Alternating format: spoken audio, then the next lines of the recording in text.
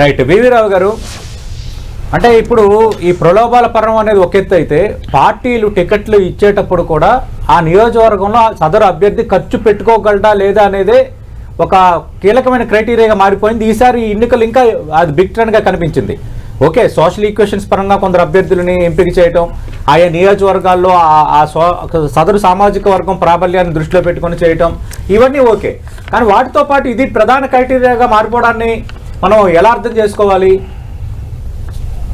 అంతర్గత ప్రజాస్వామ్యం లేని రాజకీయ పార్టీలు, పార్టీ ఫండ్ ట్రాన్స్పరెంట్ గా లేనటువంటి రాజకీయ పార్టీలు, ఈ పార్టీల యొక్క మూలాలే ఈ రోజు పేరుకు ఈ రోజు మీరు చెప్తా ఉన్నారు, మాకు ఇంత రిజిస్ట్రేషన్ ఉంది, మా పార్టీకి ఇంత ఓట్ల రిజిస్ట్రేషన్ అంటే ఇంత కార్యకర్తల రిజిస్ట్రేషన్ ఉంది అని చెప్పుకుంటున్నటువంటి వీళ్ళు ఈ రోజు మీరు క్షేత్రస్థాయికి వెళ్లి చూస్తే మొత్తం ప్రజానికాన్ని ఈ రోజు అడ్డా మీద కూలీల్లాగా మార్చేశారు ఈ ప్రచార పర్వంలో.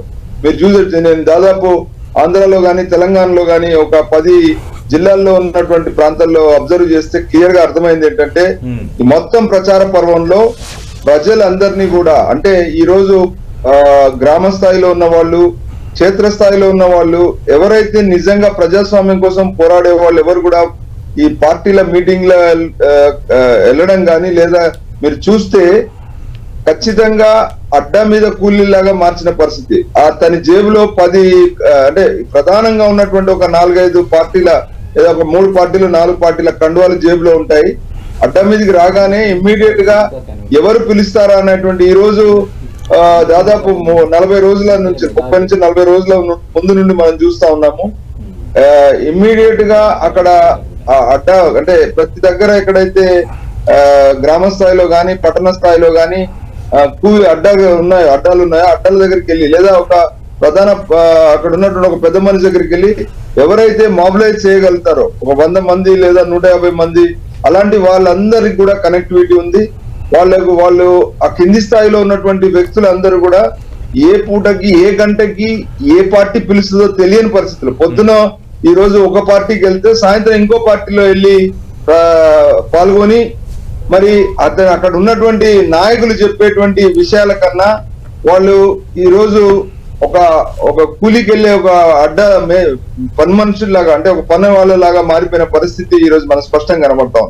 అంటే ఎందుకు ఈ పరిస్థితి ఉంది అంటే 10 సంవత్సరాలు కంటిన్యూస్ గా కేంద్ర రాష్ట్ర ప్రభుత్వాల్లో ఏలినటువంటి ప్రభుత్వాలు కానీ లేదా గతంలో ఎంతో కాలం నుండి ఈ దేశాన్ని ఏలినటువంటి రాజకీయ పార్టీలు కానీ ఎవరికి కూడా తమ యొక్క మేనిఫెస్టోల మీద నమ్మకం లేదా? మరి ఉంటే నిజంగా ప్రజా ప్రయోజనం కోసం పోరాడేటువంటి వ్యక్తులను పక్కన పెట్టి ఎవరైతే ఈ కాన్స్టిట్యుయెన్సీ స్థాయిలో ఎవరైతే ఇబ్బడి ముబ్బడిగా ఓట్లను కొనగలుగుతారో, ఎవరైతే పూనకాల్లో ప్రజల్ని ముంచగలుగుతారో, ఎవరైతే వ్యక్తి పూజ ద్వారా తమ యొక్క పార్టీ అధ్యక్షులను ఆరాధించే స్థాయికి తీసుకెళ్లి ఓటర్ల ద్వారా ఓట్లు వేయించగలుగుతారో, ఇవన్నీ అవలక్షణాలు ఉన్నటువంటి ప్రజాస్వామిక వ్యతిరేక లక్షణాలు ఉన్న వ్యక్తులకు మాత్రమే ఈ రోజు అలాంటి టికెట్స్ ఇచ్చే పరిస్థితి ఉంది. అది మరి ఓన్లీ ఈ పరిస్థితి రాజకీయ నాయకులదేనా అంటే ఓటర్ల పరిస్థితి కూడా ఈ రోజు దారుణంగా మారినటువంటి పరిస్థితి మీరు చూసారు. ఈ రోజు దాదాపు అంటే ఏ పార్టీ అయినా కూడా అధికారంలోకి రాగానే సగటు వ్యక్తి యొక్క ఆదాయము వర్సెస్ తన యొక్క పెడుతున్న ఖర్చుకు మధ్యలో ఒక అగాధాన్ని సృష్టించేటువంటి విష సంస్కృతిని పెంచి పోషిస్తున్నారు. ఈ యొక్క వ్యత్యాసాన్ని మూలం చేసుకొని ఈ రోజు ప్రతిసారి క్షేత్రస్థాయిలో ఉన్నటువంటి ఓటర్లను పూర్తిగా ప్రభుత్వాల మీద ఆధారపడే విధంగా నిన్ననే చూసారు మీరు తెలంగాణ ప్రాంతంలో జరిగినటువంటి అసెంబ్లీ ఎలక్షన్స్ లో మొత్తం పట్టణ ప్రాంతం అంతా కూడా ఒక దిక్కు ఓట్లు వేస్తే మొత్తం గ్రామ స్థాయిలో ఉన్నటువంటి ఓటర్లందరిగా వ్యతిరేకంగా వేసినటువంటి పరిస్థితి. అంటే ఒక ప్రజా ప్రయోజనం అనేది ఒక కామన్ కన్సెన్సస్ అనేది వచ్చే పరిస్థితి లేకుండా ఇవాళ ప్రభుత్వాలు ఇక్కడ రాజకీయ పార్టీలు వ్యవహరిస్తున్నటువంటి ఈ వైరుధ్యాన్ని ఎలా అర్థం చేసుకోవాలంటే మనకు ఒక ఖచ్చితమైనటువంటి ఒక సిస్టమ్ గాని ఒక వ్యవస్థ గాని ఏ ప్రాతిపదికన పార్టీలు పనిచేస్తున్నాయంటే ఒక నైతిక విలువలు గాని ఎక్కడ కూడా మనకు కనబడవు. పూర్తిగా కనుమరుగైన పరిస్థితిలో ఇలా ఈ ఎన్నికలు జరుగుతున్నటువంటి పరిస్థితి మనకు కనబడతా ఉంది. ఈ పరిస్థితిలో మనం ఇప్పుడు ఆలోచించాల్సింది ఏంటంటే ఏ పార్టీ ఏ సిద్ధాంతాల మీద పనిచేస్తుంది. గత మేనిఫెస్టోలో వాళ్ళు ఏమి ఇచ్చారు, ఆ మేనిఫెస్టోకి ఈ రోజు ఎవరు లబ్ధిదారులు, నిజంగా లబ్ధి జరిగిందా, జరిగితే ఇంత వైరుధ్యమైనటువంటి ఓటింగ్ ఎందుకు ఉంటదంటే సమాధానం లేని పరిస్థితిలో ఇవాళ ఎన్నికలు జరుగుతా ఉంది. ఈ పరిస్థితిలో మనం రేపు ఎల్లుండి రేపు పోతున్నాం ఎన్నికల్లో కూడా మీరు పట్టణ ప్రాంతాలకు వస్తే జస్ట్ 30% to 40% మధ్యలోనే మీకు ఓటు ఉంటుంది. అదే గ్రామ స్థాయిలోకి వెళ్తే 80% ప్లస్ ఉంటుంది. అంటే ఇంత వైరుధ్యమైనటువంటి వ్యవహార శైలి ప్రభుత్వాలు తీసుకుంటున్నటువంటి శైలి చూస్తే మీకు స్పష్టంగా అర్థమవుతుంది ఎంత డివైడ్ అండ్ రూల్ గా ఈ ప్రభుత్వాలు అంటే ఈ పార్టీలు తమ మనుగడ కోసం ప్రయత్నం చేస్తున్నాయో మనకు అర్థమవుతుంది.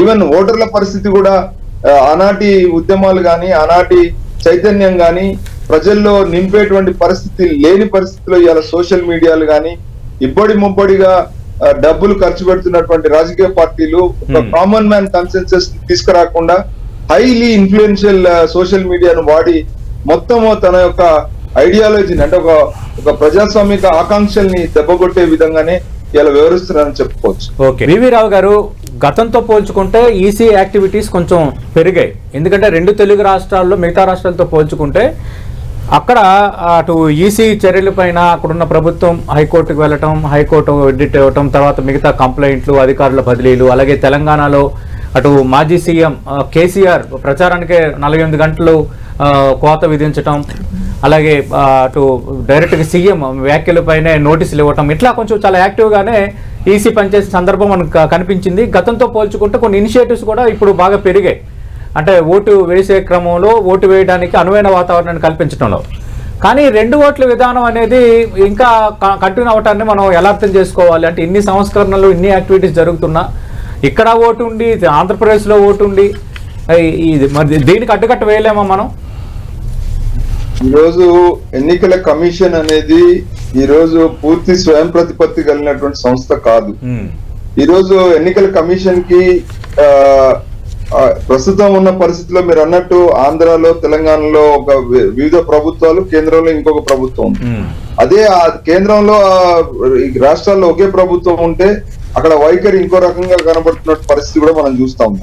ఈ రోజు ఇక్కడ ఉన్నటువంటి మొత్తం కేంద్ర ప్రభుత్వం, కేంద్రంలో ఉన్న ప్రభుత్వం గాని, కేంద్రంలో ఉన్న పార్టీలు గాని ఈ రోజు ఆంధ్ర తెలంగాణ మీద విపరీతమైనటువంటి ఫోకస్ ఉన్నటువంటి పరిస్థితి మనం చూసాం. ఆ పరిస్థితిలో ఇవాళ ఎలక్షన్ కమిషన్ యొక్క ఫోకస్ కూడా ఎక్కువ కనబడతా ఉంది. ఇక్కడ మన స్వీప్ అనేటువంటి యాక్టివిటీస్ మనం తీసుకున్నప్పుడు గత 2-3 ఎలక్షన్స్ లో స్వీప్ ద్వారా ఎలక్షన్ కమిషన్ కు ఒక వెసులుబాటు వచ్చింది.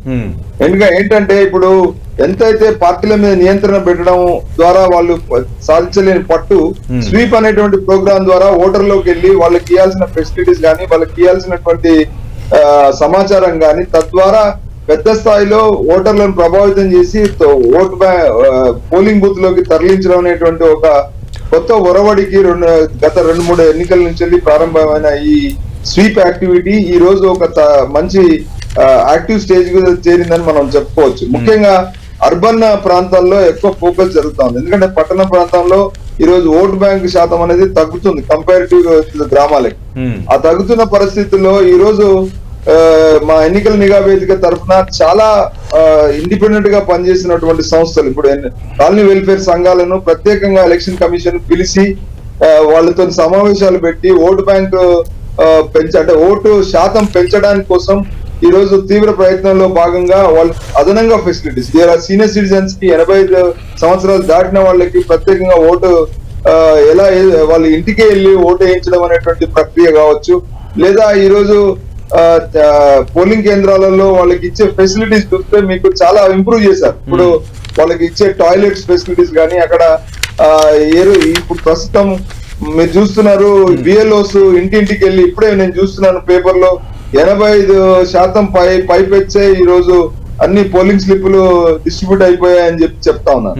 ఇవన్నీ కూడా వాళ్ళ యొక్క ఎలక్షన్ కమిషన్ కొంత గత పరిస్థితిలో చూసుకుంటే ఖచ్చితంగా మెరుగైన పరిస్థితి. అంటే వివీరావు గారు, మీరు అన్నట్టుగా గతంతో పోల్చుకుంటే ఎలక్షన్ కమిషన్ యాక్టివిటీస్ పెరిగాయి, అలాగే ఓటు వినియోగించుకోవడానికి ఒక అనువైన వాతావరణాన్ని కల్పించడంలో కూడా కొన్ని ఇనిషియేటివ్స్ తీసుకున్నారు. దాన్ని ఖచ్చితంగా మనం వెల్కమ్ చేయాలి. కానీ 2 ఓట్లు ఉండటం అనేది ఇంత మనం ఇన్ని సంస్కరణలు తెచ్చి, ఇంత క్రైటీరియాస్ మనం డెవలప్ చేసి, ఇంత ఫినామినాస్ డెవలప్ చేసి, ఇప్పుడు మనం ఇక్కడ తెలుగు రాష్ట్రాల్లో చూస్తున్నాం. తెలంగాణలో ఓటు ఉండి ఆంధ్రప్రదేశ్లో ఓటు ఉండడం, అలాగే మిగతా చోట్ల కూడా అదే పరిస్థితి ఉండటం. దీనికి ఏంటి పరిష్కారం? ఏ వ్యక్తికైనా ఒకే ఓటు ఉండాలి, ఒక దగ్గర ఉండాలి కదా. ఇది కొంత రాజకీయ పొలిటికల్ కమిట్మెంట్ ప్రాబ్లం కూడా ఉందండి. మేము పదే ఎన్నికల నిఘా వేదిక నుంచి కావచ్చు మీద ఎలక్షన్ కమిషన్ కూడా పార్లమెంట్ల ముందు, అసెంబ్లీల ముందు చాలా సందర్భాలలో వాళ్ళు సంస్కరణల గురించి పెట్టినటువంటి విషయాలు మీరు గమనిస్తే మీకు పూర్తిగా అవగాహన జరుగుతుంది. ఇక్కడ ఒక ఎలక్షన్ కమిషన్ అనేది పూర్తి స్వయం ప్రతిపత్తి ఉన్నప్పుడు ఇలాంటి విషయాల మీద పట్టు ఉంటుంది. ఈ రోజు ఆ పట్టు ఇంకా సాధించకపోవడానికి కారణం ఏంటంటే ఎలక్షన్ కమిషన్ అనేది ఇప్పటికి కూడా ఏక్ మహీనే సుల్తాన్ లాగా వ్యవహరిస్తుంది. ఈ రోజు ఎలక్షన్ కమిషన్ విధులు నిధుల వ్యవహారంలో పూర్తిగా అధికారంలో ఉన్న పార్టీల మీద ఆధారపడే విశ్వ సంస్కృతి ఇంకా కంటిన్యూ అవుతుంది. మేము ఎన్నో సందర్భాలలో ఒక ఇండిపెండెంట్ జడ్జి ఆధ్వర్యంలో ఈ యొక్క కార్యక్రమాలు వాళ్ళకి విధులు నిధులు అనేటివి పూర్తిగా సమకూర్చి ఎట్లయితే ఇప్పుడు సుప్రీంకోర్టు నడుస్తుందో అట్లా పూర్తి ఇండిపెండెంట్ గా నడిపేటువంటి వ్యవస్థ ఇంకా రాని పరిస్థితిలో ఇవన్నీ జరుగుతా ఉన్నాయి. సంస్కరణలో భాగంగా ఓటర్ల యొక్క 2 ఓట్లు గాని లేదా ఈ రోజు deletion of votes, addition of votes వ్యవహారంలో ఇంకా అవకతవకలు జరగడం అనేది చాలా దుర్మార్గం. ఎందుకంటే ఇంత టెక్నాలజీ ఇంప్రూవ్ అయినటువంటి పరిస్థితి. ఇలా లక్షల సంఖ్యలో మన బిఎల్ఓస్ మనకు అందుబాటులో ఉన్నారు. మొత్తం యంత్రాంగం మనకు అందుబాటులో ఉంది. కానీ మనకు లోపించింది చిత్తశుద్ధి. ఎందుకంటే ఎలక్షన్ కమిషన్ అనేది ఏక్ మహీనే సుల్తాన్ గా అక్కడ కూర్చున్నప్పుడు మీరు చూశారు. గతంలో ఆంధ్రాలో స్థానిక సంస్థల ఎన్నికలు జరిగితే రమేష్ కుమార్ లాంటి ఒక ఎలక్షన్ కమిషనర్ ఎంత ఇబ్బంది పడ్డాడు ప్రతి చిన్న దానికి. కింద రావాల్సిన ఒక క్లర్క్ కూడా ఆయన ఇబ్బంది పడేటువంటి పరిస్థితి మనం చూసాం. కోర్టుకు వెళ్ళారు, హైకోర్టు కూడా. సో ఇలాంటి పరిస్థితిలో ఇవన్నీ కూడా సహజం. ఇవన్నీ కూడా మార్పులు రావాలి. ఖచ్చితంగా మీరు అన్నట్టుగా ఇనిషియేటివ్స్ అనేవి రావాలి. అలాగే ఇప్పుడు నేను అంటున్న 2 రాష్ట్రాల్లో ఓట్లు ఉండటం ఇలాంటి వాటికి కూడా మరి అంటే ఆధార్కి లింక్ చేస్తారని ఆ మధ్యన ఒక ఎన్నికల కమిషనర్ మాట్లాడారు. అలాంటి క్రైటీరియా రావాలి. నేను ఇంకొక అడిషనల్ పాయింట్ మీకు యాడ్ చేస్తున్నాను. ఇవాళ ఇన్ఫర్మేషన్ టెక్నాలజీ అకౌంటబిలిటీ లేకపోవడం కూడా ఒక ప్రధాన కారణం అని చెప్పుకోవచ్చు. ఇవాళ మీరు ఏదైతే సార్ట్ అవుట్ చేస్తున్నటువంటి ఓటర్ లిస్టులలో ఆటోమేటిక్ గా డిలీట్ చేయడము, అడిషన్ చేయడం అనేటువంటి ఒక ప్రక్రియకు తెరదీసినటువంటి పరిస్థితి. దాంట్లో అకౌంటబిలిటీ లేదు. ఎందుకంటే నాలాంటి ఒక ఎలక్షన్ వాచ్ సంస్థలు గానీ ఇలాంటి మీడియాస్ గానీ ఇక్కడ వీళ్ళు వాడుతున్న సాఫ్ట్వేర్ల మీద మనం ప్రశ్నిస్తే సమాధానం వచ్చే పరిస్థితి లేదు.